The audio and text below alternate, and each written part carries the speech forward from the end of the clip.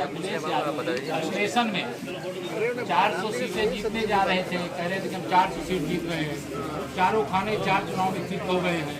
अब Samajwadi party समाप्तवादी party बनने जा रही है, तो बेचैन है, बौखलाए हैं। पानी के बिना जैसे मछली तड़पती है, सत्ता के बिना अखिलेश जी और उनका पूरा गैंग तड़प रहा है। नीतीश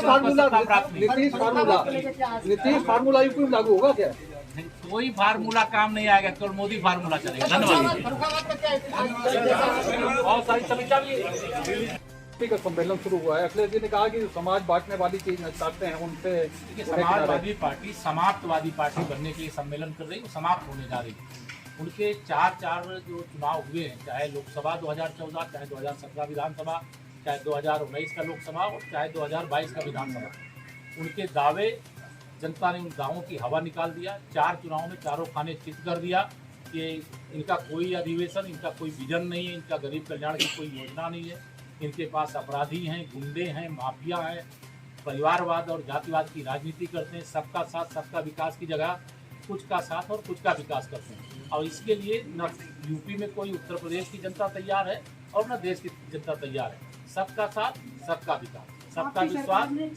सर, 2-3 मुद्दे स्वास्थ्य विभाग से हैं। एक तो 35 लाख रुपए BSL-2 लैब है, उससे बिना डीएम के अनुमोदन के खर्च कर लिए गए। BSL-2 लैब जिला अस्पताल लोहिया में है, 35 लाख रुपए डीएम के बिना अनुमोदन के खर्च कर लिए गए। इसमें क्या कार्रवाई होगी? कार्रवाई जरूर, अगर गलत खर्च किए होंगे। डीएम के बिना अनुमोदन के खर्च किए। जिले में DPO जमे हुए हैं, भारत 8 वर्ष से जिले में। और पिछली बार जब प्रभारी मंत्री आए थे, सांसद विधायकों ने उनसे शिकायत पुष्टाहार में जमकर दांत दी, उनके ऊपर क्या कार्रवाई हुई? और इसके बाद उनको एक चार्ज और दे दिया गया। कौन सी अभी जो भी जांच में कोई शिकायत आए कार्रवाई। 8 वर्ष से एक जिले में 8 वर्ष से एक जिले में नहीं गए होंगे, क्या कारण मैं उसकी जानकारी की समीक्षा नहीं किया हूँ। मैं तो विकास कार्य समझता। मैंने पार्टी के अपने सभी कार्यकर्ताओं से भेंट करके जनपद में पार्टी की स्थिति की जानकारी लिया और पार्टी के द्वारा चल रहे अभियानों की समीक्षा किया है।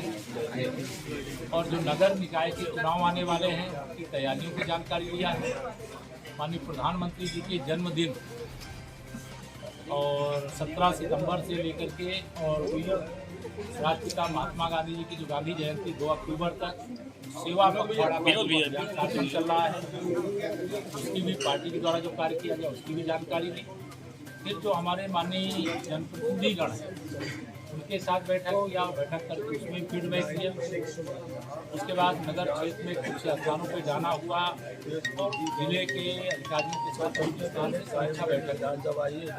और इस समीक्षा बैठक का एक ही उद्देश्य था कि जो देश में माननीय नरेंद्र मोदी जी के नेतृत्व में सरकार है, देश में आदरणीय योगी आदित्यनाथ जी के नेतृत्व में सरकार है, दोनों सरकारों का एक ही लक्ष्य है कि हम दुनिया में देश को नंबर 1 बनाना चाहते हैं और देश में उत्तर प्रदेश को नंबर 1 बनाना चाहते हैं। और इसके लिए विशेष तौर से गरीब कल्याण की जो योजनाएँ हैं, जो किसान कल्याण की योजनाएँ हैं, जो माताओं की बहनों की सशक्तिकरण की योजनाएँ हैं, उनको निचले स्तर तक पारदर्शी तरीके से कैसे पहुंचाया जाए। स्वास्थ्य की सुविधाएं लोगों को आयुष्मान भारत कार्ड के अंतर्गत कैसे उपलब्ध हों, कैसे प्रधानमंत्री गरीब कल्याण अन्न योजना के अंतर्गत वितरित होने वाला जो राशन है, जो पात्र लोग हैं उनको ईमानदारी से उपलब्ध होता रहे। किस प्रकार से आने वाली पीढ़ियों के लिए जो माननीय प्रधानमंत्री जी ने आज़ादी के अमृतकाल में अमृत सरोवर निर्माण का एक कार्यक्रम दिया है, उसमें भी जनपद में अमृत सरोवर निर्माण की दिशा में उल्लेखनीय बहुत सराहनीय कार्य किया गया है। और उसके लिए कहा भी गया है कि बहुत जगह अभी ऐसे सरोवर है, अभी हम आने वाले समय में हर गांव के अंदर 2 सरोवर विकसित करने का काम करेंगे जो पहले से हैं। उनकी जो लैंड एरिया है अभिलेखों में उसकी नाप भी करेंगे और नाप करके जितना भी लैंड एरिया अभी अमृत सरोवर के अंतर्गत उपयोग में लाया गया है, जो खाली होगा उसको चिन्हित करा करके वहाँ वृक्षारोपण का कार्यक्रम करेंगे। जहाँ जो अमृत सरोवर आज तीर्थ स्थल की तरह विकसित हो गए हैं, वहाँ सामुदायिक शौचालय का भी निर्माण करेंगे, खेलकूद की भी वहाँ व्यवस्था, इसका भी प्रयास कर रहे हैं कि अच्छे तरीके से आगे बढ़े। किसान सम्मान निधि की दृष्टि से सत्यापन का कार्यक्रम चल रहा है। और वह कार्यक्रम सफलतापूर्वक प्रदेश में जनपद लगभग 10वें स्थान पर अपना परिणाम देने का काम किया है कि जो भी कार्यकर्ता, चाहे वो बूथ अध्यक्ष हो और चाहे वो हमारे जिला अध्यक्ष, अगर उनके द्वारा कोई समस्या बताई जाती है जो जायज़ समस्या है, उसे हर अधिकारी कर्मचारी सुन करके उनका समाधान हर हाल में सुनिश्चित करेगा, कोई लापरवाही नहीं करेगा। अभी मतदाता सूची को लेकर के भी यहाँ पर जो अभियान चल रहा है उसको भी सफलतापूर्वक और पारदर्शी तरीके से आगे बढ़ाने का काम करना है। नगर निकाय के भी मतदाता सूचियों को ध्यान में रख करके उसके लिए भी अभी सूचना मुझे लगता है जल्दी आएगी। तो यहाँ पार्टी की दृष्टि से भी और प्रशासनिक मशीनरी की दृष्टि से भी दोनों ओर से तैयारी रहनी चाहिए। कानून व्यवस्था दुरुस्त रहे, इसके लिए जो भी जरूरी कदम है वह भी उठाया जाए। जो निर्माणाधीन परियोजनाएं हैं वो समयबद्ध तरीके से पूरा करने और जिसमें कोई समस्या है आज की बैठक के माध्यम से शासन को अवगत कराने का भी यहाँ पर निर्देश दिया गया है। जो लंपी रोग के कारण बहुत बड़ी संख्या में गौवंश इस समय बीमार हैं, उनको चिन्हित करके उनको इलाज उपलब्ध कराना और जो इस प्रकार से रोगग्रस्त हैं और छुट्टा उनके लिए एक अतिरिक्त गौशाला को खाली करा करके वहाँ पर ये रोगग्रस्त को रखना और जो अन्य निराश्रित गौवंश है, पशुधन है, उसको भी पकड़ करके गो आश्रय स्थलों में पहुँचाना, जिससे किसानों की फसलों का कोई नुकसान ना हो। जो यहाँ की मंडी है, क्योंकि आलू का सबसे बड़ा केंद्र है और मंडी तक पहुँचने में, आने जाने में जो समस्या होती है वह ट्रांसपोर्ट की असुविधा को दूर करने के लिए भी आज बैठक में समीक्षा की गई है। माननीय मुख्यमंत्री जी ने जो एक्सप्रेस वे यहाँ जो लखनऊ आगरा एक्सप्रेस वे है इससे लिंक करने के लिए जो घोषणा की है उसकी भी समीक्षा की गई है। और ऐसे विकास के काम की दृष्टि से भी और गरीब कल्याण की योजना की दृष्टि से आज सभी विषयों पर विस्तार से चर्चा हुई। एक सवाल पूछे उससे पहले मैं आपको जरूर ये बताऊंगा कि हम नगरीय निकाय के चुनाव में भी शानदार प्रदर्शन करेंगे और भारतीय जनता पार्टी बहुत बड़ी विजय प्राप्त करेगी, ऐसा मेरा पूरा विश्वास है। और 2024 के लोकसभा चुनाव हम 80 लोकसभा उत्तर प्रदेश की हैं और हमारा पूरा विश्वास है फर्रुखाबाद सहित प्रदेश की 80 लोकसभा सीटें जीत करके देंगे और माननीय नरेंद्र मोदी जी के नेतृत्व में फिर से देश की सरकार बने।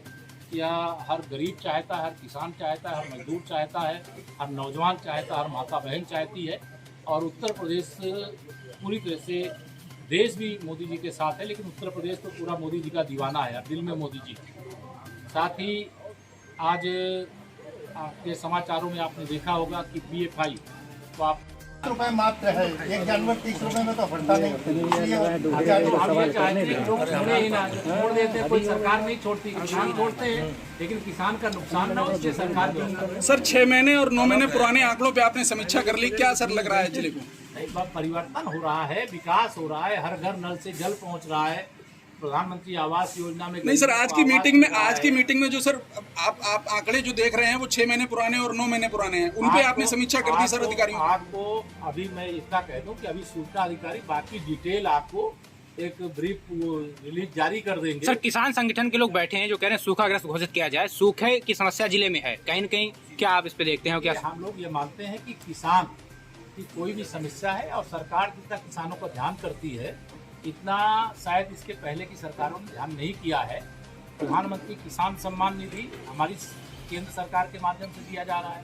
किसानों के लिए बीज आपके मुख्यालय पे देने का काम नहीं दे रहे हैं, उनके धरना पिछले यहाँ 2.5 साल कांग्रेस परिवारवाद से निकलने जा रही है, कांग्रेस परिवारवाद से निकलने जा रही है। अब गैर गांधी तो माननीय प्रधानमंत्री नरेंद्र मोदी जी जो कहते हैं दुनिया सुनती है, कांग्रेस को सुनाई पड़ा है। थोड़ा क्या निकलेगी कि रहेगी कि रिमोट से मनमोहन सिंह जी की तरह चलाएगी, वो तो आने वाला समय बताएगा। लेकिन अच्छा यही होगा कि परिवारवाद की राजनीति से सारे राजनीतिक दल बाहर हो जाए और माननीय प्रधानमंत्री जी जो भी कहते हैं वो देश के हित में कहते हैं। राजनीति में कोई आवे उस पर रोक नहीं है, लेकिन अब ये परिवारवाद और जातिवाद की राजनीति का युग समाप्त है। सर अभी भारत जोड़ो यात्रा कर रहे हैं, राहुल गांधी भारत जोड़ो यात्रा कर रहे हैं और लोग भारत जोड़ो यात्रा कर रहे हैं, कांग्रेसी बड़े बड़े जो कांग्रेस छोड़ो यात्रा कर रहे हैं। सर मुद्दा उठाया गया अतिक्रमण में अतिक्रमण को लेकर के भी निर्देश दिया गया है कि दीपावली तक अभी कोई अतिक्रमण हटाने का कार्यक्रम नहीं चलेगा और दीपावली के पश्चात व्यापारियों के साथ बैठक करके और उनको जानकारी दे करके कहाँ सरकार की भूमि कहाँ तक है, कितना उनको खाली करना है, जिससे फर्रुखाबाद केवल वर्तमान पीढ़ी के लिए नहीं, आने वाली 10 पीढ़ियों के लिए भी बहुत अच्छा बन सके। लेकिन यह सहमति के आधार पर आगे अभियान जब भी चलेगा, व्यापारियों के साथ बातचीत। सर आज फर्रुखाबाद आम आदमी पार्टी का सम्मेलन शुरू हुआ है। इन्हीं का बदला हुआ रूप भारत सरकार के गृह मंत्रालय ने उसको प्रतिबंधित करने का काम किया है। मैं इसका स्वागत भी करता हूं और यह मैं कहना भी चाहता हूं कि यह नया भारत, जिस भारत के प्रधानमंत्री विश्व के सबसे लोकप्रिय नेता के रूप में, सर्वप्रिय नेता के रूप में, शक्तिशाली नेता के रूप में माननीय नरेंद्र मोदी जी नेतृत्व कर रहे हैं, और उनके नेतृत्व में जब देश में सरकार है तो रूस और यूक्रेन के बीच में युद्ध होता है, और उस युद्ध के बीच में अगर भारत का कोई नागरिक तिरंगा लेकर के निकलना चाहता है तो दोनों तरफ से गोलियां वहाँ के सैनिक चलाना बंद करते हैं। ये तिरंगे का मान और सम्मान दुनिया में बढ़ा है।